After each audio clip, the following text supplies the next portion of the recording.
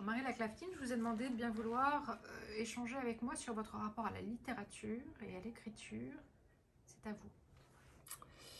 Le rapport à la littérature en tant que lecteur, j'en ai déjà On en a parlé. beaucoup parlé, C'est ouais. quand même, euh,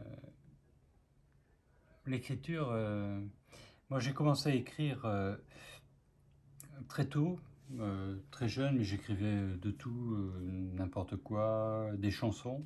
J'ai écrit beaucoup de chansons. Je ne vais Et puis, définitivement pas réussir à vous faire chanter, non, comme tu me dis. Oh, vous n'y arriverez je pas. suis très déçue. Et puis, euh, je pense que Beckett aussi m'a beaucoup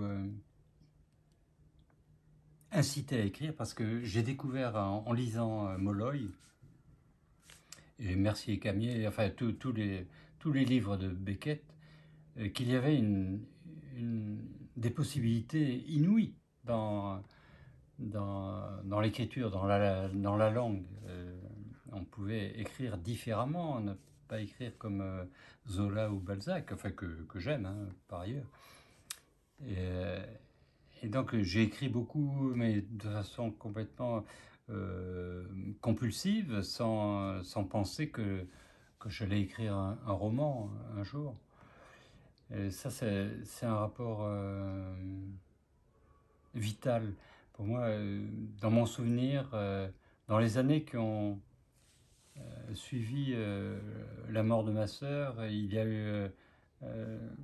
ça paraît incroyable la place que prend cet événement dans ma vie, mais enfin c'est comme ça, c'était très bouleversant et,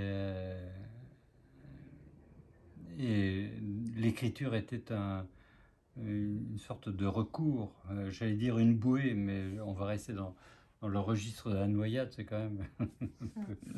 Mais oui, il y avait quelque chose comme ça. Et donc, les mots sont pour moi comme des êtres vivants, mais vraiment. Et c'est ce que j'essaie de faire sentir dans les ateliers d'écriture, euh, que ça doit être ça, ce rapport. Oui, vous parliez d'un rapport charnel, absolument. Chaque mot est un être. Et, sentir ça, c'est euh, c'est c'est très déstabilisant parce que il faut en faire quelque chose de cette sensation. Et ça ne peut venir qu'à force de travail, de réflexion, une sorte de don de soi. Et écrire, c'est donner. Enfin, pour moi, c'est vraiment c'est le partage. Et ça veut dire savoir qu'est-ce qu'on a à partager. Et c'est très difficile d'arriver à comprendre ça. Et ça prend beaucoup de temps. Et, mais c'est ce qu'il y a de plus beau dans ma vie, je pense, d'avoir fait ce chemin.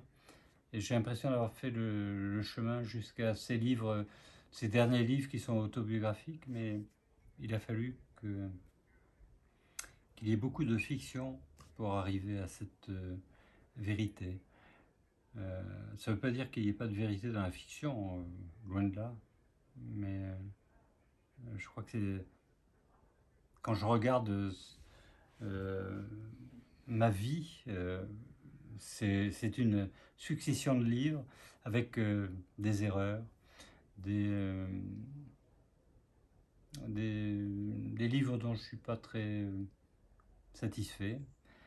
Euh, mais en tout cas, une recherche obstinée et je me sens par rapport, en tout cas par rapport à l'écriture, dans un certain état de sérénité que je ne connaissais pas avant. C'est peut-être un effet de l'âge hein, aussi. Peut-on aborder 2 minutes votre métier d'éditeur? Donc, vous êtes de l'autre côté. et votre rapport aux écrivains dont vous vous occupez. Comment abordez-vous, vous, ce rapport à l'écriture quand vous êtes de ce côté-là? Il me semble que le fait d'avoir écrit des livres, d'avoir vraiment été dans une relation constante et profonde et intense avec les mots, m'aide beaucoup à comprendre les difficultés des écrivains qui viennent me voir. Pas seulement les difficultés, les joies aussi, mais enfin, tout ce qui tourne autour de l'écriture et de la littérature.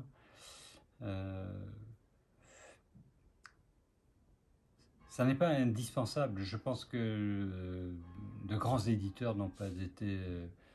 Jérôme Lindon, par exemple, n'était pas écrivain, et c'était un grand éditeur.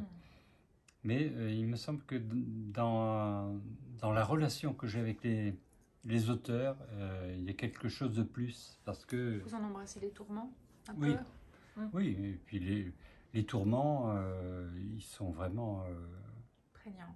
Ça n'est pas une image, enfin, c'est vraiment un tourment. L'écriture est un tourment. Hier, je parlais avec une jeune romancière que je trouve très talentueuse et très forte. Elle me disait, mais on me parle de plaisir d'écrire, mais l'écriture, c'est pas un plaisir, c'est un tourment. Et je trouve que c'est bon signe Oui. qu'un écrivain, parce que en contrepartie, j'entendais une jeune romancière qui a publié un premier roman, je ne sais où, et qui se vantait de l'avoir écrit en 3 semaines. Formidable.